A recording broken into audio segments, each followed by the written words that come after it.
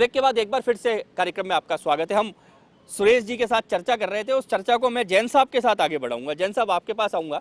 जिस मूल प्रश्न को मैंने शुरू किया था, वो मूल प्रश्न कभी राजनीति में उलझा, कभी उलझा दिया गया, कभी राम मंदिर पर आकर अटक गया। आपने एक प्रश्न पूछा कि संघ परिवार, एक परिवार बहुत एक्टिव हो जाता है, और मैं ये कह सकता हूँ कि बीजेपी का एक वार्ड स्तर का कार्यकर्ता से लेकर राष्ट्रीय अध्यक्ष तक में किसी की हिम्मत नहीं है कि संघ परिवार के विषय में एक शब्द भी बोल सके, चाहे हिंदुस्तान की सारी प्रेस उनसे प्रश्न करती रहे। इसका मूल कारण ये कि संघ एक पैतृक संस्था है। 1948 में महात्मा गांधी की हत्या के बाद राष्ट्रीय स्वयंसेवक संघ पर प्रतिबंध लगा दिया गया था। तब राष्ट्रीय सेवक संघ के कुछ प्रचारकों को भेजकर जनसंघ का गठन किया गया था, जो भारतीय जनता पार्टी की पूर्ववर्ती पार्टी है। इस संघ परिवार के नाम पर 1977-78 में जनता पार्टी की सरकार गिर गई थी, क्योंकि एक्स्ट्रा लॉयल्टीज की बात चली थी, पार्टी में कभी मिल नहीं पाए थे। इसलिए संघ तो भारतीय जनता पार्टी का मूल है। लेकिन जब ये पहले जब संघ इनसे सवाल करता था तो इनका जवाब होता था कि भाई 370 का क्या हुआ। ये कहते थे 270 होने दो, फिर 370 की बात करेंगे। मिली भगत अब तो 280 82 पहुंच गए। बात है कि संघ, क्योंकि हिंदुस्तान में 85% हिंदू हैं, हिंदुओं को कोई भी पार्टी इग्नोर नहीं कर सकती।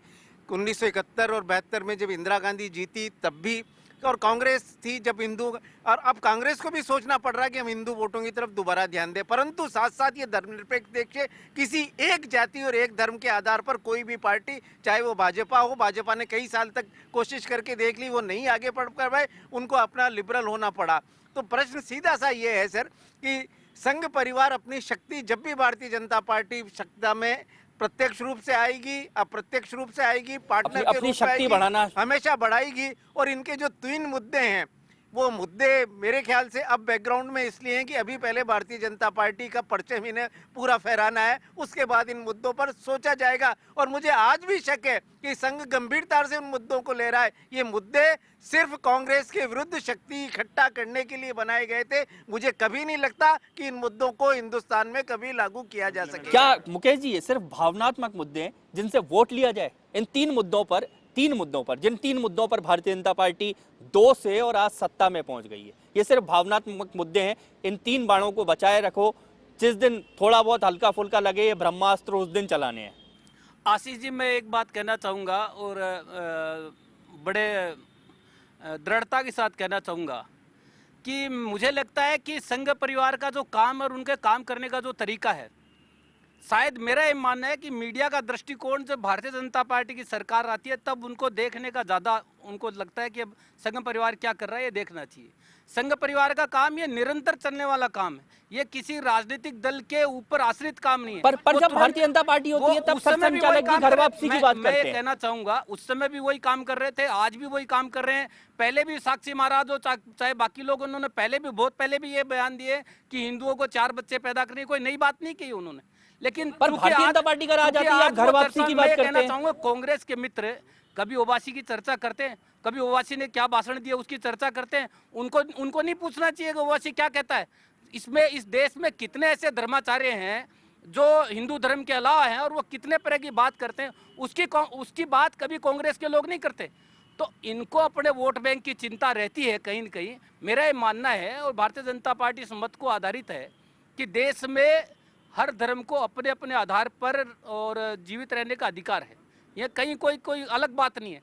मैं इनको केवल इतना कहना चाहूँगा, देश इस समय, देश का युवा, देश जो है वो सकारात्मक राजनीति की ओर बढ़ना चाहता है।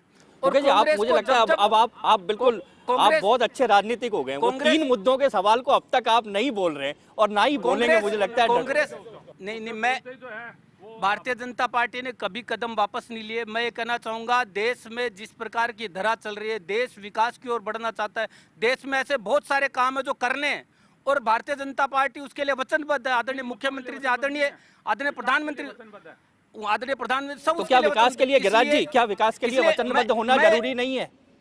क्या विकास के लिए अगर वो वचनबद्ध हैं तो ये जरूरी नहीं है? देखिए, निश्चित रूप से आशीष जी, विकास होना चाहिए देश का, और आजादी के बाद निरंतर विकास हुआ है। क्या आप भी चाहते हैं कि इन 3 मुद्दों पे डटे रहें? लेकिन क्या आप चाहते हैं लेकिन 3 मुद्दों आपका पे जो डटे मूल रहें? सवाल था, उस मूल सवाल के ऊपर भारतीय जनता पार्टी बोलना क्यों नहीं चाहती है? ना प्रदेश बोलता है, ना राष्ट्र नेतृत्व बोलता है। बिल्कुल ये मौन हो जाते हैं जब शासन में आते हैं, और शासन के बाहर जब आते हैं, जब ये उसको बड़ी उद्वेलता से उसको रैलियों में बोलते हैं, रैलियों में कहते हैं कि धारा 370 हम शासन में आएंगे। राम मंदिर का मुद्दा था 89 में, जब ये पूरे देश में जब आंदोलन चला, इन्होंने कहा रामलला हम आएंगे, मंदिर वहीं बनाएंगे। उस समय आरएसएस इनके साथ था। आज ये कह रहे हैं आरएसएस एक सांस्कृतिक संस्था है, अपना काम कर रही है। आप उसके साथ लग के ही तो सत्ता में आते हो।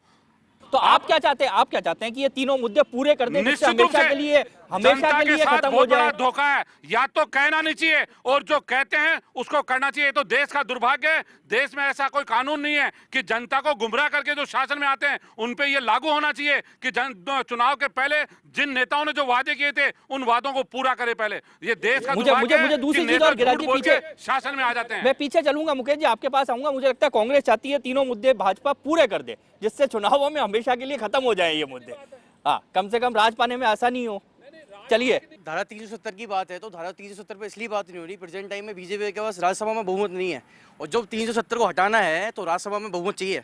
तो उसके लिए प्रेजेंट टाइम में तो इसलिए बीजेपी बोल नहीं रही, उसका इंतजार कर रही है। राज्यसभा में जब बहुमत बाकी आएगा, भी सब वही कह रहे हैं कि आप जुटा रहे हैं अभी सामान। जो संघ की बात कर रहे हैं, हिंदुत्व की बात, संघ जब से काम कर रहा है, जब बहुत दिनों से काम कर रहा है, जो आज विश्व हिंदू परिषद है, ये सब संघ के पार्ट है। और ये आज हिंदुस्तान देश है, ये हिंदुओं का देश हिंदुस्तान है। ये फिर इनको क्या प्रॉब्लम हो रही है हिंदुस्तान में? अगर घर वापसी की बात हो रही, समर्थन करना चाहिए इन बात को। तो ये विष्णु जी क्या जो आप लोग कहते हैं वो मतलब ये खुद भी कहने लगे हैं कि अभी हम बहुमत जुटा रहे हैं, जरा राज्यसभा आ जाए फिर देखिएगा हम क्या करते हैं। देखिए आशीष जी, मैं आपको लगातार ये बात बोल रहा था कि जो अपन जिस बात पे चल रहे थे उससे ये भटक गए हैं और ये भटकाना चाहते हैं।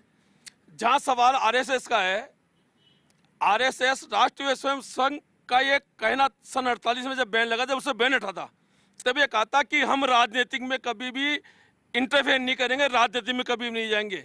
शायद दादी साहब को याद नहीं होगा, मैं तो आरएसएस का आदमी रहा हूँ, इनको ध्यान नहीं होगा इस बात का। तो इसलिए इनको ये बात का पता होना चाहिए कि जब वो आपके समर्थन में आ जाए, जो इनके नेता जो उस संघ से जहाँ पैदा हुए वो ही अब झूठ बोल रहे हैं, तो पेड़ ही झूठ से पैदा हुआ है। अभी जो पेड़ झूठ से पैदा हो गया उसका अंत कैसा होगा ये तो वक्त बताएगा। सवाल है कि जो इस देश में इन्होंने जो चुनाव में जो वादे किए, जो प्रमुख 3 वादे थे, उनमें से एक भी वादा इन्होंने पूरा किया हो, काला धन लाने की बात की हो। आज ये बोलते हैं तेल के पैसे कम हो गए। अरे भाई, कोई तेल के पैसे आपने कम नहीं किए हैं, ये पूरे वर्ल्ड लेवल पे कम हुए हैं। देखिए, इनका काम सिर्फ झूठ बोलने का है, और ये झूठ ये कब तक बोलेंगे जब तक ये घड़ा भर नहीं जाएगा। और अब ये घड़ा भर चुका है। अब आप देख लीजिए कि इसकी स्थिति क्या होने वाली है। अभी जो पंचायत चुनाव होंगे, देख लीजिए क्या स्थिति होने वाली है। चलिए आपको रोकता हुआ गिरिराज जी कुछ कहना चाह रहे हैं, उसके बाद मैं सुरेश जी आपके पास दूसरे विषय को लेकर आऊंगा। आशीष जी, मेरे नौजवान दोस्त ने जो कहा कि भारतीय जनता पार्टी कह रही है कि राज्यसभा में बहुमत नहीं है, आप देखिए ये नौजवान है, संविधान नहीं पढ़ते हैं। भारतीय जनता पार्टी फिर देश को गुमराह कर रही है। देश के संविधान में ये व्यवस्था है कि जॉइंट अधिवेशन बुला के किसी भी अगर कोई एक्ट हो उसको पास कराना हो तो जॉइंट सेशन बुलाया जा सकता है और उसके अंदर उसको पास किया जा सकता है। लेकिन भारतीय जनता पार्टी इस बात को अच्छी तरह जानती है कि मन में कहीं ना कहीं पाप है, इसलिए देश के सामने एक नई थ्योरी दे दी, नया सोच दे दिया कि राज्यसभा में जब तक बहुमत नहीं होगा तब तक हम इनके ऊपर काम नहीं कर सकते। कैसा इस देश का दुर्भाग्य है कि बार बार झूठ बोल के जनता को गुमराह किया जा रहा है। चलिए मैं अब सुरेश जी के पास आऊंगा। सुरेश जी, अलग विषय के साथ आपके पास आऊंगा। इन विषयों को एक बार दरकिनार और साइड में रखकर मैं एक विषय पर आऊंगा कि क्या देश की छवि, सिर्फ देश के विकास की हम बात करें, अंतर्राष्ट्रीय मंचों पर भी इन 6 महीनों में आपको लगता है कि कुछ ना कुछ अलग दिखा है अंतर्राष्ट्रीय मंचों पर, क्योंकि वहाँ देश की एक अलग छवि जाती है? हाँ, ये बिल्कुल सही बात है। मोदी जी के आने के बाद पूरे देश में, जैसा हम मीडिया में देखते हैं, अखबारों में पढ़ते हैं और जानकारी लेते हैं, इन 6 महीनों में मोदी जी ने देश की प्रतिष्ठा को निश्चित रूप से बढ़ाया है। अंतर्राष्ट्रीय स्तर पर हमारे देश को एक प्रतिष्ठा मिली है, वो मोदी जी को इसमें धन्यवाद देना चाहिए, ऐसा हमारा मत है। जैन साहब, सवाल मेरा दूसरा भी है। जब हम जापान के करीब जाते हैं तो चीन से दूरियां हो जाती हैं, जब हम रशिया के करीब जाते हैं तो अमेरिका दूर हो जाता है, जब हम इजराइल की तरफ जाते हैं तो बाकी सब हमारे विरोधी हो जाते हैं। आखिर इस तरह का साधना कैसे चलेगा? वहाँ सिर्फ अच्छे दिन आ गए से अंतर्राष्ट्रीय स्तर पर सहयोग नहीं मिलेगा। देखिए, मैं सुरेश जी की बात से इतना तो सहमत हूँ कि इस 6 महीने के काल में अंतर्राष्ट्रीय स्तर पर मोदी जी ने भारत की छवि को पहले से बेहतर किया है। हालांकि ये छवि पंडित नेहरू या इंदिरा गांधी के ज़माने जैसी तो नहीं हुई है, परंतु पिछले 10 सालों में या उससे पहले जैसी स्थिति खराब हुई थी उसको सुधरा है। अमेरिका के हम नज़दीक आए। आज की डेट में यूनिपोलर वर्ल्ड है। रशिया रिडक्टेंट हो गया, रशिया का कोई महत्व नहीं रहा, एक यूनिपोलर वर्ल्ड है। चाइना भी वर्चुअली अमेरिका और चाइना एक ही लाइन पर चल रहे हैं, और अमेरिका के नज़दीक जाना हर देश, आज दुनिया का हर देश ये चाहता है कि अमेरिका का वर्चस्व उसको प्राप्त हो। और इस मामले में अमेरिका का राष्ट्रपति हिंदुस्तान के 26 जनवरी के कार्यक्रम में आ रहा है। ये मोदी का एक अचीवमेंट है। दुनिया के सबसे शक्तिशाली राज्य को, आर्थिक रूप से शक्तिशाली राज्य को वो नज़दीक जा रहे हैं, वो ला रहे हैं। जहाँ तक आपने कहा कि हम इजराइल के नज़दीक जाएंगे तो दूसरा नज़दीक होगा, पर इन सबको हमें साधना पड़ेगा कि हमारा व्यक्तिगत हित, इस राष्ट्र का हित किस में है। राष्ट्र का हित इजराइल से भी है, तो राष्ट्र का हित जो ओपेक कंट्रीज है उनसे पेट्रोल, उससे पहले ओपेक कंट्रीज से, ये इसमें कोई दो राय नहीं कि अब तक जो ओपेक कंट्रीज से कनेक्शन रहा था वो वोटों की राजनीति का ज़्यादा रहा था। आर्थिक आधार पर और शक्ति के आधार पर मोदी ने इसको बढ़ाया है। वो धार्मिक और उसने आधार पहली पर बार वोटों की राजनीति जो के भी आधार किया है, उन्होंने जापान और चीन दोनों को एक साथ साधा है। ये मोदी का अचीवमेंट है, जिसको हमें खुले दिल से स्वीकार करना गर्ग साहब, चाहिए। खुले दिल से स्वीकार मत कीजिएगा, वो छोड़ दीजिए, लेकिन फिर भी मैं दूसरी चीज करता हूँ कि इन 10 सालों के बाद अंतर्राष्ट्रीय स्तर पर हमारे संबंध सुधरने शुरू हुए हैं। नहीं, निश्चित रूप से देश हित में यदि कोई काम होता है तो उसका कांग्रेस पार्टी स्वागत करती है, लेकिन कथनी और करनी का अंतर नहीं होना चाहिए।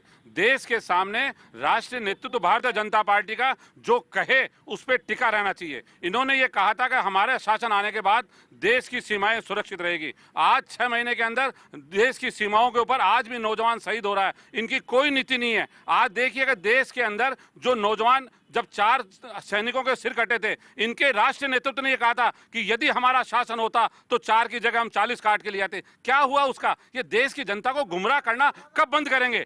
आखिरकार कोई फैसला तो करें। आज पाकिस्तान जो है बार बार आंख दिखा रहा है, आज एलओसी के ऊपर रोज आक्रमण कर रहा है। 10 साल पहले वो आंख नहीं दिखा रहा था। 10 साल आपने क्यों इंतजार किया? ये 10 साल का जो शासन था, जनता ने उसका रिजल्ट दिया ना। लेकिन इन्होंने जो वादे किए थे, इन्होंने जो जनता को सपने दिखाए थे, जनता को जो इन्होंने ये कहा था कि हमारा शासन आने दो, पाकिस्तान को आंख नहीं दिखा सकता, आज क्या हुआ उसका? आज सबसे बड़ा मुद्दा यह है कि इनकी कथनी और करनी का जो अंतर है वो देश के सामने आ रहा है। चलिए आपको एक बार रोकता हुआ मैं ब्रेक लूंगा और ब्रेक के बाद वापस लौटूंगा और फिर चलूंगा। पीछे काफी सारे लोग अपनी बातें कहना चाह रहे हैं उनके पास। फिलहाल लेते हैं एक ब्रेक।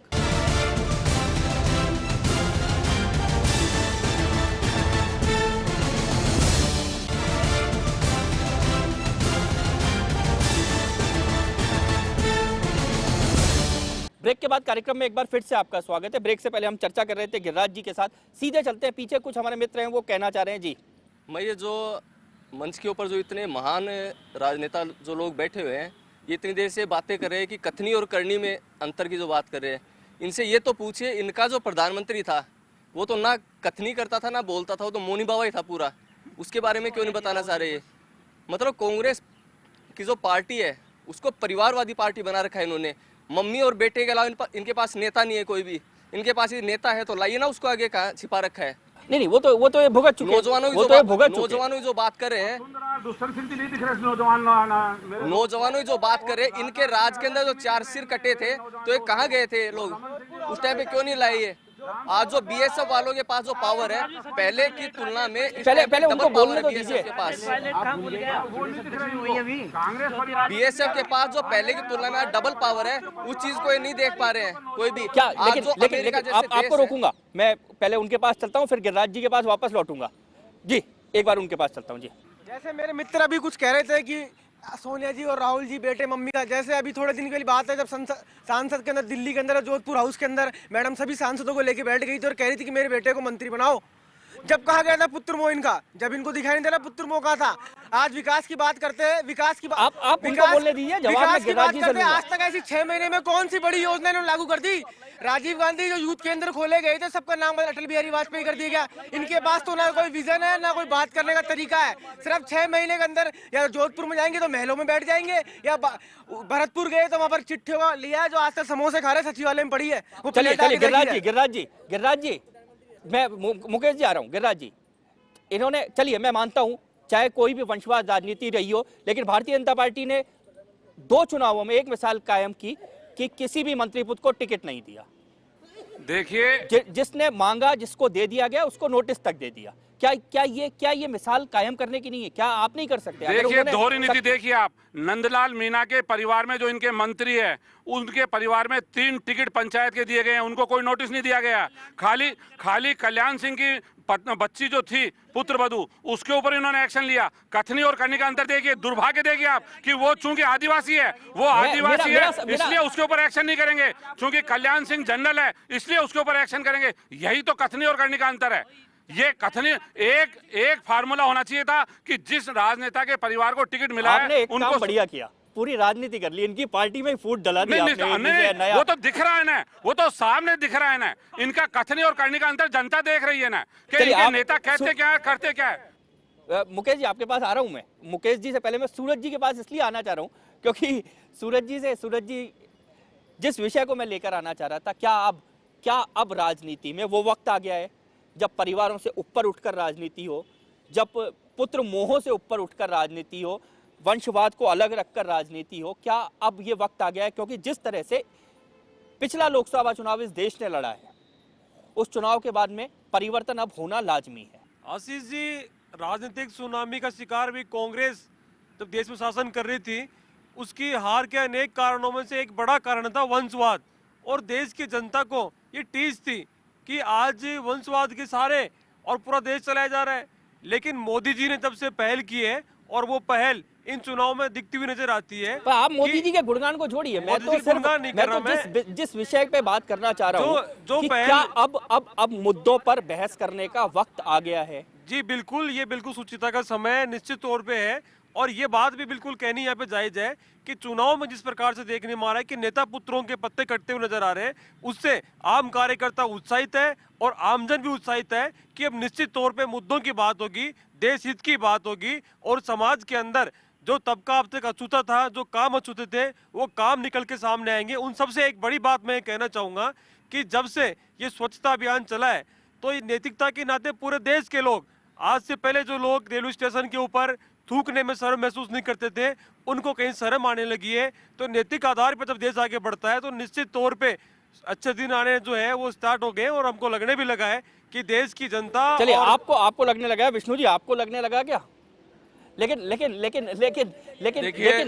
आपको नहीं लगेगा, मुझे पता है नहीं लगेगा, लेकिन एक सवाल जो आशीष जी आपने ये बात कैसे सोच ली कि नहीं लगेगा? देखिए, बहुजन समाज पार्टी जो देश हित का काम की बात होती है उसमें हमारा कोई विरोध नहीं है, और हम सरकार के साथ होते हैं जब देश हित की बात होती है। उत्तर प्रदेश बताइए, बाकी पूरे देश में हम साथ नहीं, हमें नहीं उत्तर प्रदेश में नहीं, हमने देश हित में, हमने सवाल का देश हित में बात करें। सवाल इससे भी पूर्व में राम मंदिर की बात भी चली थी। आज इस देश में मैं कहता हूं आशीष जी, आपको और मेरे को जिम्मेदारी दे दो, इस राम मंदिर की समस्या का समाधान कर देंगे 10 मिनट के अंदर। ये समस्या समाधान करना नहीं चाहते, ये समस्या उलझाना चाहते हैं।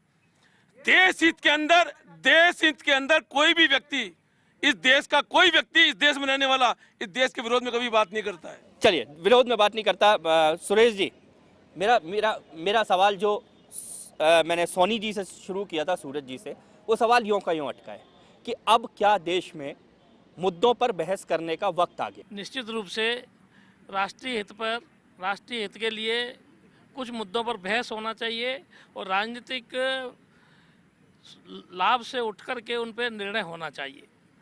बेरोजगारी का मुद्दा, नौजवानों में बड़ा आक्रोश है, पर यह विचार करने का विषय है कि राजस्थान में कुल 3% सरकारी सेवा में लोग हैं, प्राइवेट सेवा को जोड़ते कुल 10% सेवा के लोग हैं, तो बाकी 90% को रोजगार की आवश्यकता नहीं है। लेकिन राजनीतिक लोग हमने नौकरियां दी, कितनी नौकरियां नहीं मिली, सिर्फ 10% का मुद्दा करते हैं। क्या 90% लोगों को रोजगार उनकी नहीं मिलना चाहिए? ऐसे कुछ मुद्दे, कुछ किसान हैं, कुछ व्यापारी हैं, कुछ हाथकरघा वाले, डेली काम करने वाले लोग हैं, प्रत्येक हाथ को काम मिले, इसका राष्ट्रीय हित में चिंतन मनन होना चाहिए, और उसमें एक नीति बनना चाहिए।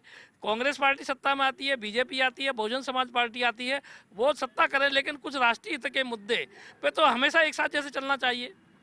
देश हित के मुद्दे हैं कुछ, उन पर एक जैसा चिंतन होना चाहिए। चलिए सुरेश जी, आपको रोकता हुआ समय अभी जैसे पाकिस्तान की बात चल रही है, बॉर्डर की, देश पर अगर आक्रमण पाकिस्तान करता है या चाइना करता है, ये राष्ट्रीय मुद्दे हैं, इसमें कांग्रेस बीजेपी के हित की कहीं बात आनी नहीं चाहिए। क्या इसकी एक नीति नहीं बन सकती? सरकार जाएगी तो भी वो उस नीति पे काम करेंगे, पर आता है कि एक दूसरे को क्रिटिसाइज करते हैं। तो जनता ये चाहती है कि कुछ मुद्दों पर, बेरोजगारी है, भ्रष्टाचार है, राष्ट्रीय मुद्दे, इन पर तो एक नीति बनना चाहिए। नीति बनना चाहिए। मैं सीधा आऊँगा गिरिराज जी के पास। गिरिराज जी, अगला जब चुनाव लड़ा जाएगा, ये चुनाव ने बहुत कुछ तय किए हैं, बहुत पैमाने तय किए हैं, और अगले चुनाव तक मुझे लगता है जब अगला चुनाव लड़ा जाएगा तो अगला चुनाव बहुत हद तक मुद्दों पे लड़ा जाएगा। जनता भावनात्मक मुद्दे नहीं होंगे, जनता के सामने चेहरे होंगे, जनता के सामने काम होगा, जनता उनको तराजुओं पर तोलेगी। अब आपको नहीं लगता कि राजनीतिक दलों को भी बदलने का वक्त आ गया है? नहीं, निश्चित रूप से राजनीतिक दलों को बदलने का समय आ गया। अगला चुनाव मुद्दों पे होना चाहिए, देश हित के मुद्दे होने चाहिए, देश के अंदर विकास की बात होनी चाहिए, रोजगार की बात होनी चाहिए। ये बात बिल्कुल सही है, लेकिन दुर्भाग्य यह है ना इस देश का कि जब आता है, जब कुछ राजनीतिक पार्टियां जो है जिनके मसूबे खाली सत्ता पे काबिज होना होते हैं, वो ऐसे मुद्दों को गोंड करके, धर्म के मुद्दों को, सांप्रदायिक मुद्दों को, ऐसे मुद्दों को उछाल के वो राजनीतिक हित साधने का काम करते हैं। ये इस देश का दुर्भाग्य है। ये नहीं होना चाहिए देश के अंदर। बिल्कुल फेयर चुनाव होना चाहिए। दूसरे देशों के अंदर जैसे बहस होती है, विकास का मुद्दा हो, चाहे देश के हित का मुद्दा हो, राष्ट्र हित का मुद्दा हो, उन पे बहस हो, उन मुद्दों पे चुनाव होना चाहिए। ये बात बिल्कुल सही है। चलिए मुकेश जी, अब आपके पास आता हूँ। बहुत देर से मैं आपके पास आना चाह रहा था। इस चुनाव ने बहुत सारे नए समीकरण तय किए हैं और बहुत कुछ सोचने को आम आदमी को भी और राजनीतिक दलों को भी मजबूर किया है। अब भावनात्मक मुद्दों से काम नहीं चलेगा, करके दिखाना पड़ेगा।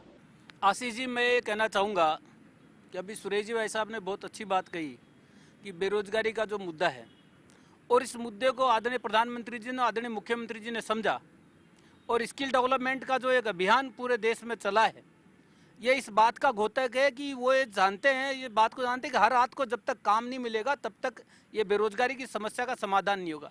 इसलिए राजस्थान में भी स्किल डेवलपमेंट की यूनिवर्सिटी खुलने जा रही है, हम सबकी जानकारी में है। तो देश को किस दिशा में ले जाना है, ये आदरणीय मुख्यमंत्री जी और आदरणीय प्रधानमंत्री जी दोनों ने उस रास्ते पे निकल चले हैं। मैं कांग्रेस के मित्रों को कहना चाहूँगा, मेरे बसपा के मित्र कह रहे थे कि मुद्दे ये समाप्त करते हैं। 5 साल आपकी सरकार थी यूपी में, और यूपी में राम मंदिर था, आपने क्यों नहीं बनवाया? आप ही बनवा देते, हमसे मुद्दा ही खत्म हो जाता। आप अब आप चलिए, अब मैं इस बहस में अब फूलवाल जी मैं नहीं जाना बोलने चाहूँगा। तो दीजिए विष्णु जी उनको। मैं ये कहना चाहूँगा कि आपके पास में केवल बात करने के अलावा कुछ देश के साथ कोई एजेंडा नहीं है। और इनकी गिरिराज जी की तो समस्या ये है कि अब देश का प्रधानमंत्री इनको पूछ नहीं रहा। पहले क्या होता था कि जो प्रधानमंत्री था वो सुबह सुबह इनको पूछने जाता कि साहब आज मेरे दिन भर में मुझे क्या करना है। अब इनके ये प्रॉब्लम हो रही है, कोई पूछ नहीं रहा उनको, तो सिवाय केवल आलोचना के इनके पास कोई काम बचा नहीं है। मैं पुनः देश की जनता भी ये चाहती है कि देश में एक सकारात्मक विकास की राजनीति शुरू हुई है। देश प्रगति के रास्ते पर जाना चाहता है, देश का नौजवान प्रगति करना चाहता है, देश का आम आदमी प्रगति चाहना चाहता है, और देश का आम आदमी प्रगति करे, इसका काम जो है वो मैं कहना चाहूंगा कांग्रेस के एजेंट की तरह बात मत करो। मित्र बात करो, या जनमंच पे एक भावनात्मक रूप से एक युवा के नाते से बात करो। आपको पता ही नहीं है कि सचिवालय में जो एप्लीकेशन आई वो समोसे चाट रही है या उन पे काम हो रहा है, क्योंकि आपने कभी सचिवालय का रास्ता देखा नहीं। आपने कभी रास्ता सचिवालय का देखा नहीं। मैं कहना चाहूँ 45,000 एप्लीकेशन, देश में पहली मुख्यमंत्री है जो गांव-गांव, गली-गली, सड़क पे जाकर के जनता की समस्या को सुना है। मुख्यमंत्री छोड़िए, मैं अंत में आशीष जी आपको ये कहना चाहूंगा, देश जो है वो प्रगति के रास्ते पे जाना चाहता है, और देश के प्रधानमंत्री ने सबसे पहला भाषण जो दिया वो ये दिया कि 2019 में जब आपके सामने वोट मांगने आऊंगा तो अपना रिपोर्ट कार्ड आपके सामने रखूंगा। ये देश के प्रधानमंत्री ने कहा, मैंने नहीं कहा। प्रगति पथ की बात आपने की है। मैं इसी बात को थोड़ा सा बढ़ाते हुए जैन साहब आपके पास आता हूं। प्रगति पथ या अग्निपथ पर आखिर किस पे हैं नमो? दोनों पथों पर बैलेंस बनाकर चलने की कोशिश कर रहे हैं। उनको जो आंतरिक विरोध हैं, यहाँ तक कि उनकी अपनी पार्टी के भी विरोध हैं, उसको संभालने के लिए और अंतर्राष्ट्रीय स्थिति को संभालने के लिए अग्निपथ का भी प्रयोग करना पड़ रहा है। और साथ साथ ही जो उन्होंने वादे किए हैं डेवलपमेंट के, और उसके लिए उन्हें प्रगति पथ की ओर भी चलना पड़ रहा है। पर एक बात है, कुछ मुद्दे ऐसे होते हैं जिस पर हमें अपनी राजनीतिक भावनाओं से ऊपर उठकर विचार करना चाहिए, और भारत के प्रजातांत्रिक इतिहास में इसके उदाहरण है।